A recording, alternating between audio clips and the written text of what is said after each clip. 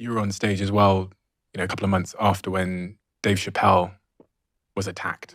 I actually saw you in the back. I remember seeing you sort of come out and just, you kind of looked a little bit like security, but maybe not the most. Yeah, me and well, security, so when Dave got rushed, and it was very scary because it could have gone another way.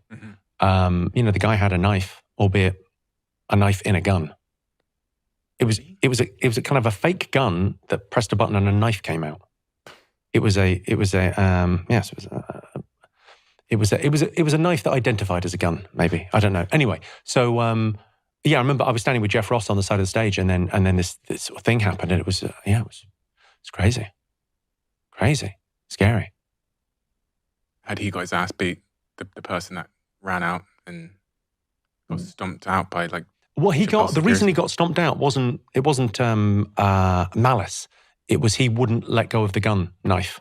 Oh, so really? The guy had a gun, what looked like a gun. I mean, it was a gun, and he wouldn't let go of it. And I think the security guys broke his arm trying to getting the gun off him. Yeah, but what are you going to do? Let the guy have the gun? Yeah. Like it's very, pretty scary thing. Are times changing in terms of violence towards comedians? No, I don't think so. I think they're isolated into. Eddie Murphy had the best line on it. Eddie Murphy said, Will Smith, when he slapped Chris Rock, rang the dinner bell for crazy. All the crazies came out for a couple of weeks. The guy rushes Chappelle. It's not a great situation. I mean, it's like it's a scary thing when you think, a friend's getting rushed by someone with a knife, and you sort of think of, well, what could have happened?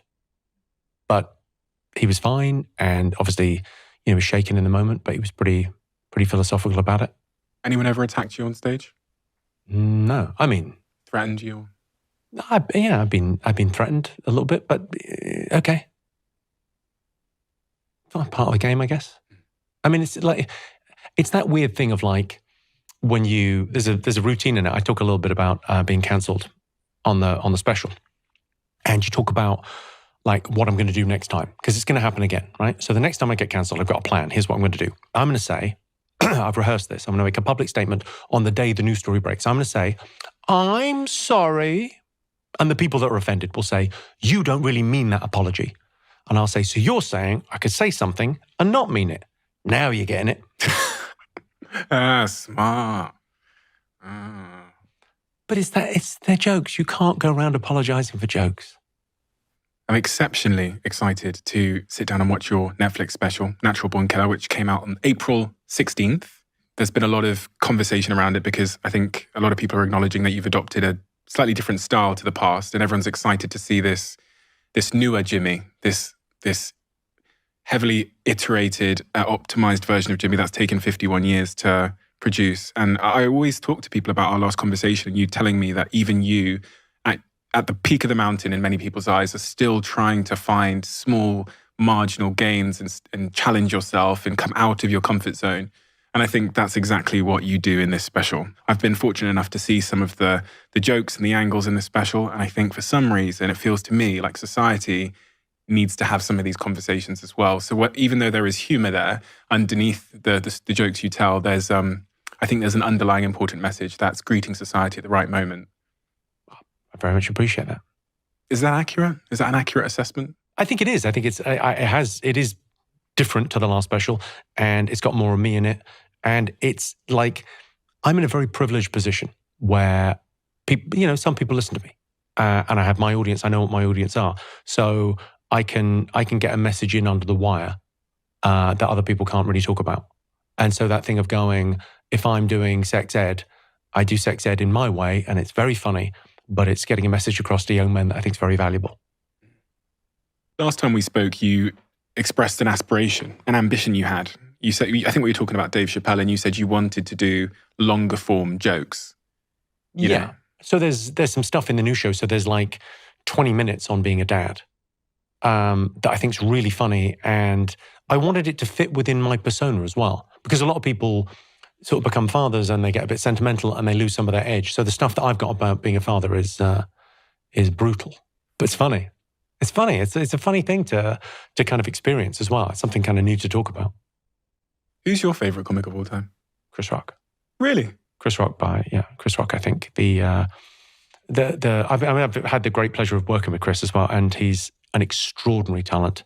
The rhythm and cadence and the points that he makes and the way that he sets up material, the way that he delivers a punchline, that just everything about it from sort of a technical point of view, I admire. And I love what he says. I just think he's just fucking hilarious. And I see the work. I see what he does. I see the work that he does now. He's been a legendary next level performer for 30 years, and he's still working just as hard. And you got to love that. What did you make of the slap? Well, I mean, obviously, there's no argument. I was shocked. You know, it strikes me that Will Smith may be the greatest actor of his generation, because he was pretending to be an entirely different human being for the last 40 years. And the mask slipped. And we saw a different side. And I think really the extraordinary thing about that moment was Chris Rock got slapped in the face. His level of composure he was like a Hindu cow. Gets slapped in the face by a big dude, right, hard. I just got slapped in the face. That's going to be a huge TV moment. Here's the award.